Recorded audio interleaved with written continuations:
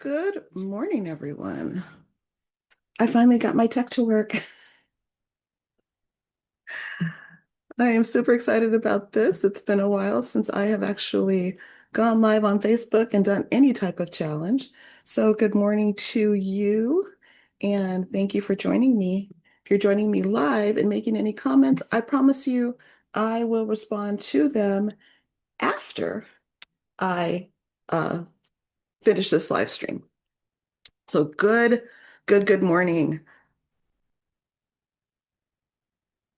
So, if you would, just in the comments, let me know that you can hear me okay. That is really important. And I want to make sure that that is what is happening. Let me just make sure that you guys can see me, you can hear me. Let me see.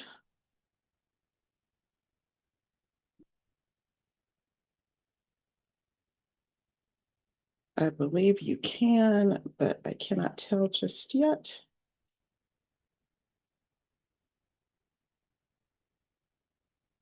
Okay, let me know that you can. You can hear me okay. All right, perfect. I see that I am live and perfect. Okay. I can hear, I can see. That means that you can hear and see me. So, good morning to you. Thank you so much for being here. Today is day 2 of the 5S Leadership Series.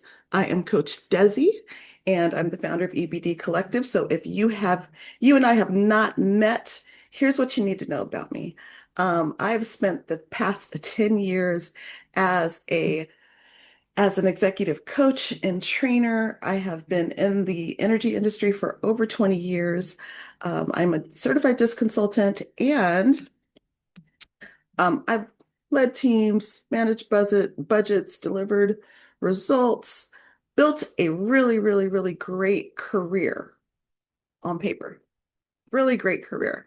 And somewhere in the middle of that, I realized that something changed everything. I was operating at a level that impressed other people, but it didn't actually reflect who I was or what I wanted to build. So I built the 5S framework because I kept meeting women just like me, women who are too capable to be stuck, women who can run someone else's department in their sleep, but they can't figure out why their own business or their own idea doesn't match what they're worth. The reason this series exists is because I believe that you deserve a real, honest look at how you're leading. We hear a lot of people talking about leadership and today, and there's all variations of leadership if you try to look at all the different ways that people try to spin what leadership is. But I want to share my own take. And we're going to look at the honest way of how you're leading, not just the version that you post about. Okay? All right. We're going to talk about the real one. And that's what we're going to be doing this week. So, yesterday we talked about spirit. That was about identity and alignment. Today is about stewardship. And the question is right there on the screen. Where is your best? Where is your best going? So, we're going to spend about the next 26 minutes or so talking about stewardship. So, yesterday we started with spirit. And the question was, who are you when the room is empty and the notifications are off? Who are you when nobody else is watching? So there was a self-check that I shared with everyone, and something probably hit your like something probably hit for you, right? And if it did, good. That was the point. But today we're going to take it a step further because knowing who you are is one thing, but where you're actually spending your best energy, your your sharpest thinking, and where you're spending your most focused hours, that's going to tell a different story. And for most high capacity women, those two stories, they don't always match. You know what matters. You know that your calendar doesn't reflect it. You know the way that you spend Monday through Friday doesn't reflect who you are and where your best is going. Now, what I will say is this is not a character flaw. So don't get all twisted with me because you think that I'm talking about you. I'm actually sharing my own lived experience. And if we're going to be honest and tell the real, whole 100% truth, we know that how we spend Monday through Friday doesn't always reflect where our best is going, right? Um, so again, it's not a character problem. It is a stewardship problem. And that's what we're going to look at today. So on the screen here, if the subtle title, if I can throw up my air quotes, the subtle title is Deciding What You Deserve. Not what you're capable of, what your what you actually deserve, what your time deserves, what your energy deserves, your leadership. So I'm going to walk you through 5 truths about stewardship. Now you can read them on the screen. I'm just going to elaborate a little bit more so that we can really get the gist of what I'm sharing with you. So let's start with point number 1. Point number 1 is stewardship is not hustle. Stewardship is not hustle. I need to say this really clearly because the world has confused the two. Putting more hours out, that's not the answer. Better allocation of your energy is. Let's say that again. More hours is not the answer. Whenever people talk about time management as if we can manage time, stop time, make time do what we want it to do. Well, the better that we allocate our time and the better that we allocate our energy, which our energy is finite.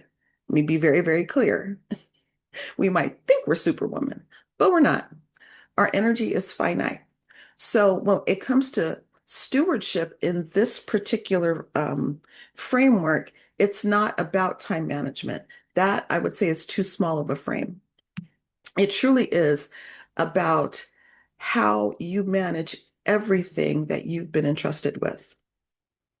So maybe you're not in your own business, but you have a team that you that you're responsible to managing, that you've been entrusting with. So their energy, your time, your financial resources, you have a responsibility to also manage the opportunities that come through your door, right? It's not about doing things, it's not about just doing things efficiently. It's about doing the right things with what you have. I pride myself on being efficient. I pride myself on being efficient. But here's the thing, I can be incredibly efficient at the wrong things. Can anyone say doom scrolling? Um, we can be efficient at the wrong things, and that's not being a good steward, right? I can be incredibly efficient at being available for everyone who needs my time, who needs my attention, who needs my energy. And while that sounds really good and heartfelt and the right thing to do because we want to add value to people, that's not efficient when it comes to the whole picture and the whole package. When we're not being a good steward of our energy, that is well organized misalignment. Where do you fit? Where does managing your energy, stewarding your energy fit in your time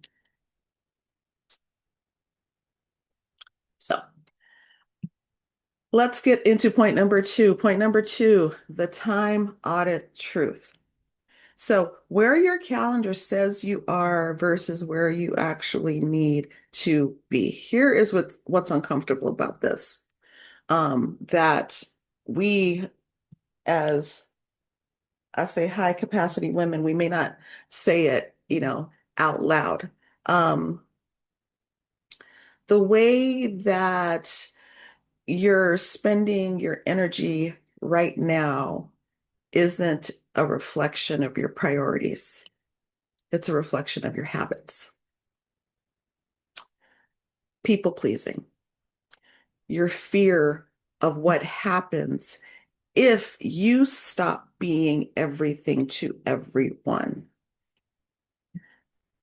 Now, in some cases, it's avoidance of the thing you actually want to build.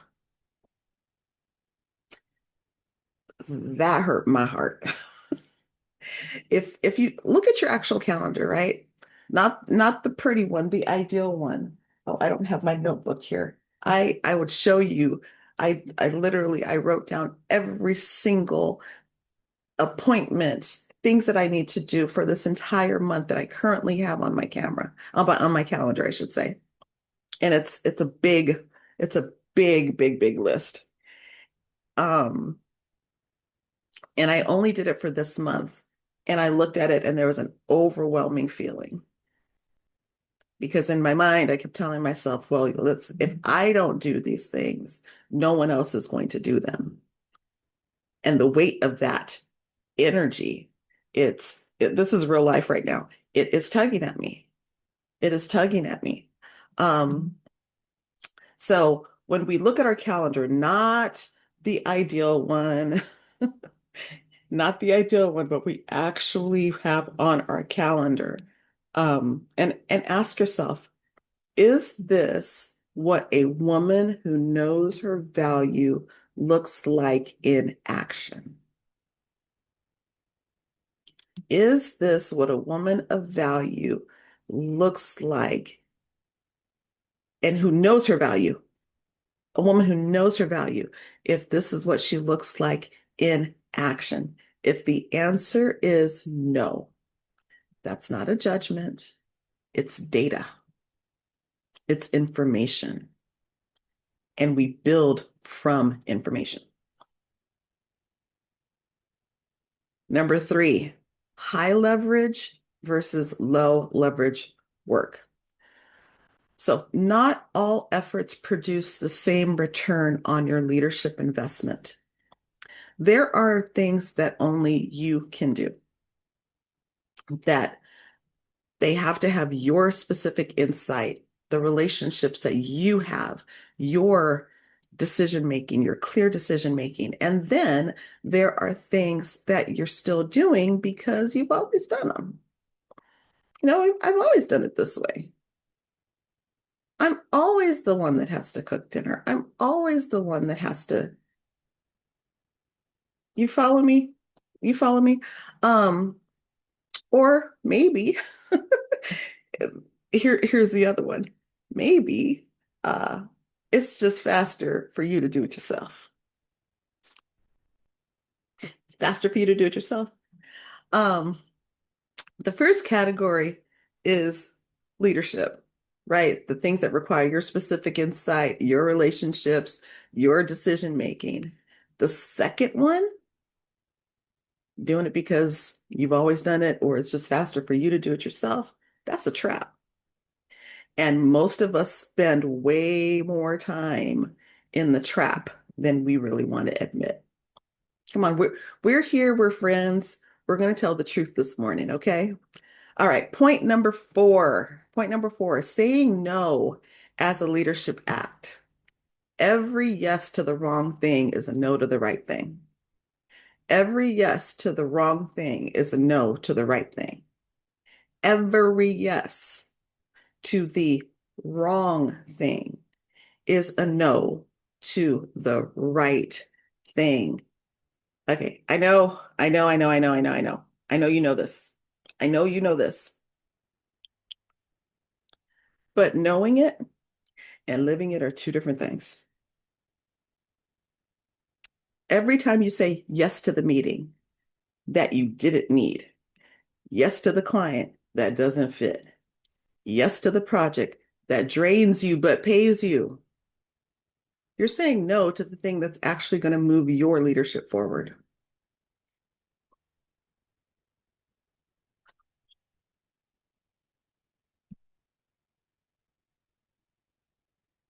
Most of us, we don't put it in this frame. Most of us will call it being helpful. We will make ourselves available, and we call it being a good leader. But here's what stewardship says.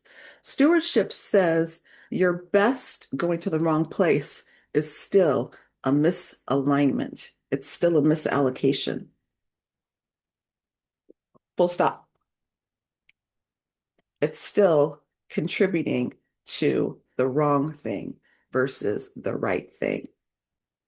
And the wrong thing versus the right thing for you may be a no for someone else so that you can continue doing the right things for you, for that goal that you said that you wanted to achieve, for that dream that you said you want to achieve, for the stretch that you are wanting to take to build your leadership capacity, to build your business. That stretch requires you to be very well aware of what you're saying yes and what you're saying no to.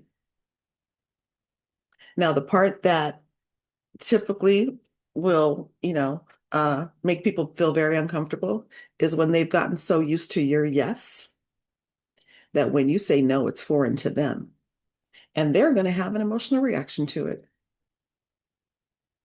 And even if they don't, if this has been a practice or a belief that you have been practicing for years and years and years on end, it's going to feel strange to you. It might even feel like you're being a little, what's the word without me saying a bad word? That you're acting, that you're just being different. What's wrong with her? I used to be able to connect, go out, talk, spend a lot of nonsense time doing whatever with with Mary. And now she's not available. I wonder what her problem is.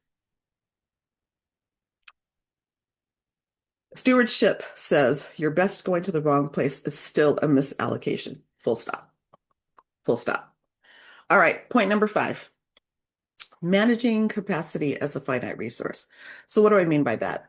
That means your energy, your attention, and creativity. You cannot refill what you never protect. Okay. This one is going to hit the hardest for the woman who is holding down a full-time career and building something on the side. You know that feeling, right? You gave your very, very best hours to the organization because that's who you are. You have a great work ethic. You show up, you know your responsibilities, and you're doing the doggone thing. And by the time you sit down to work on your own thing, you're running on nothing but fumes. There's nothing left. And I don't care if the organization is corporate America. I don't care if the organization is your church. I don't care if the organization is your volunteer activities. When you are giving everything else and you have nothing for yourself, by the time, because you say that it's important, by the time it's time for you to focus on what you're focusing on, you're exhausted. You're tired. And then all the other things come along with it. That's not a motivation problem. That's not a motivation problem. That is a stewardship problem. You're giving your best to someone else's vision and handing your own vision the leftovers. Now, I'm a cook. I'm a very good cook. I love good leftovers, especially when I make stewed chicken. But I digress. Leftovers can feel really, really good. They can taste good, and right? But when it comes to the vision and what I say is priority, Am I am I giving the same level of energy, attention, and creativity to my vision, to my dream, to my goal? Are you doing that? Because you cannot refill what you do not protect. You can't do it.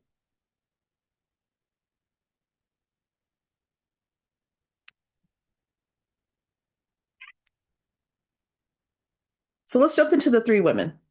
I've been talking about these three women. Let's get very, very specific because stewardship doesn't look the same for each one. And these are the three types of women that I see the most. And when it comes to this, you might be one of them clearly. You might be a blend. But I guarantee that you're going to recognize yourself. So the first woman, that's the woman who's done asking for permission. She's giving her best hours to the organization, nothing left for what she actually wants to build. This is, if this is you, you're capable, you deliver, people count on you, but you've been busy being excellent to someone else's mission that your own thing keeps getting pushed to the evenings and the weekends. And this woman, she's tired. She's not tired of working. She's just tired of working for the wrong thing. Ah, this is me. This is me. I know what it feels like to look at your own business at 10 o'clock at night with nothing left to give it. So stewardship for this woman is not about doing more. It's about redirecting. It's about making conscious decision. It's about deciding where her best goes before someone else decides it for her. The second type of woman is the woman who's rebuilding after the win. Now, either she is floating or filling every hour to avoid that gap.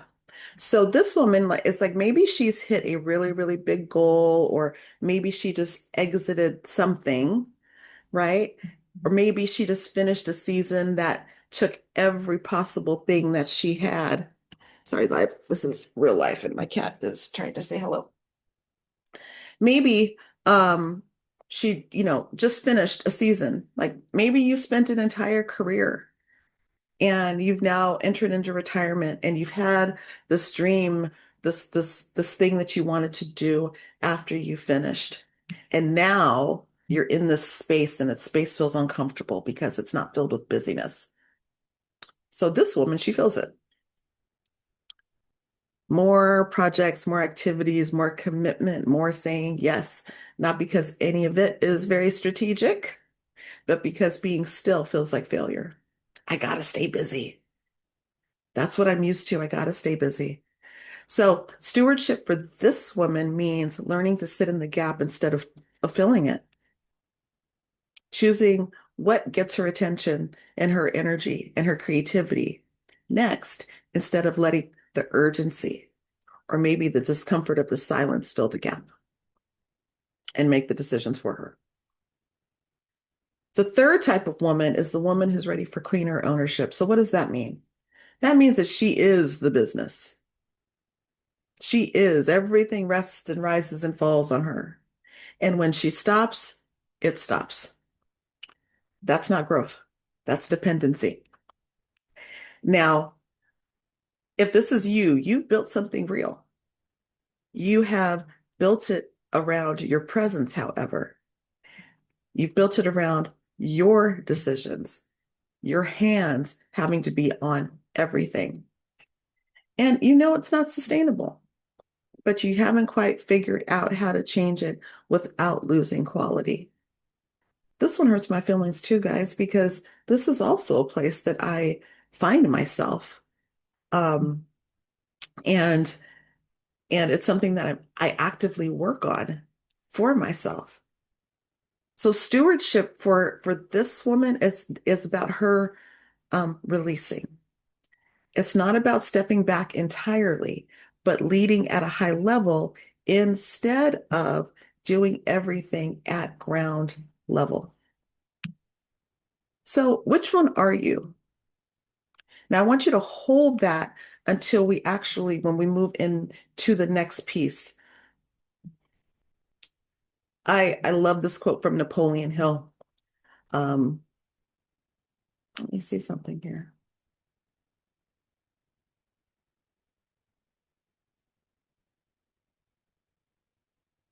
There we go.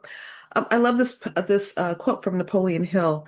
It says, "Set your mind on a definite goal and observe how quickly the world stands aside to let you pass." This comes from the book Think and Grow Rich. And here's what it means in the context of stewardship. The world doesn't stand aside because you work harder. It stands aside because you got super clear. Clarity of purpose changes everything, and it changes how you allocate everything, your time, your energy, your attention, who you say yes to, who you walk away from. When you know where you're going, where your decisions get simpler, they may not be easier, but when you know where you're going, decisions get simpler because there is a filter you can now operate from. You can ask the question, does this serve where I'm going, or does it serve where I've been? We're either going one of two ways. We're either moving forward into growth, or we're moving backward into safety. Now, that is scientific. I don't have the time to get into it right now, but our minds and the way that our beliefs and our values and our feelings, our logical thoughts versus our subconscious thoughts, that's a whole study unto itself. But it truly does sit inside of this question. Does what I am doing, does this serve where I'm going, or does it serve where I've been? So let's do a really quick activity here. So this is where it gets really, really practical. You can take a picture of this, do this on your own time, but I want you to do this. Um, I want you to do this if you have a chance right now. Okay, look at the screen. There are three columns. Column one says, only I can do this. These are things that only you can do that truly require your specific insight, your relationships, your decision-making authority. Nobody else can do the work at this level. Okay. You're going to write down things that only you can do. In column two, someone else could do this. Now be honest. There are things that you're still handling because it's faster, because you haven't trained anyone, because it will take too long to train them, because they might ask you too many questions. It'd be easier for you to do it yourself. Those things. Um, or maybe because you don't trust anybody else to do it the way that you would do it. But the truth of the matter is that someone else could handle it. Maybe not exactly the way that you could, but they could do it well enough. Okay, column number three is this shouldn't be happening. The meeting that produces nothing, the phone call to gossip, the task that doesn't serve anyone, the commitment that you said yes to 6 months ago that you should have let go by now. Huh? Here's what I want you to do.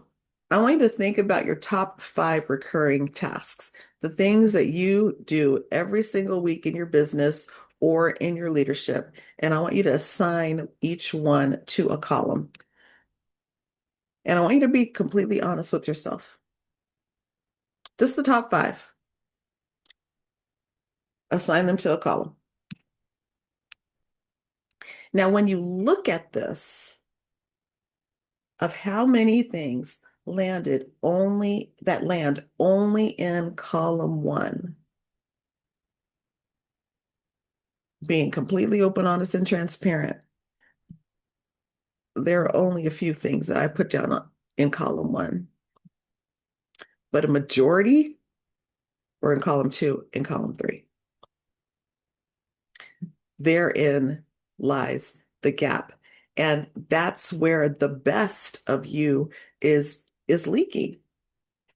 Now, when you look at whatever you put in column 2 or column 3, just pick one of them. Pick one, and when you decide which one is the first one you're going to touch, I don't want you to go and just try to overhaul your whole entire week, because that produces unnecessary stress, right? We eat the elephant one bite at a time. But just pick one thing and decide what that one thing is and what you're going to do differently. Just decide one thing that you're going to do differently. That's your stewardship for the week. That's it. Okay. So read this line on the screen. You can't lead at the level you're called to if you keep doing the work of a level you've already outgrown. That's the entire thing. That's stewardship.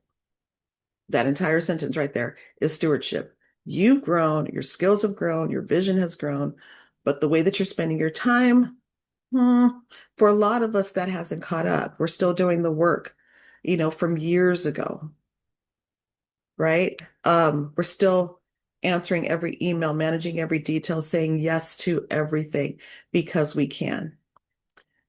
Now, I'm not saying stewardship is about working less. What I am saying, it's about working at the right level.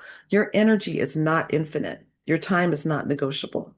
You can't create more time. And how you allocate both, right? Your energy and your time, that is one of the most consequential leadership decisions that you will make. And most of us, we're making it on autopilot.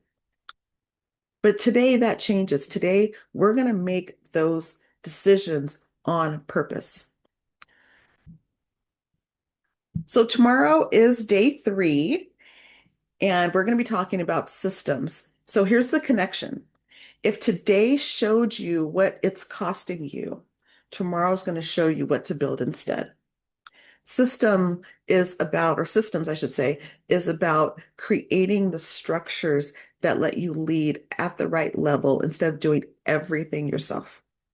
It's the it's for the practical follow through on what we uncovered today. Okay, so it'll be the same place, same time.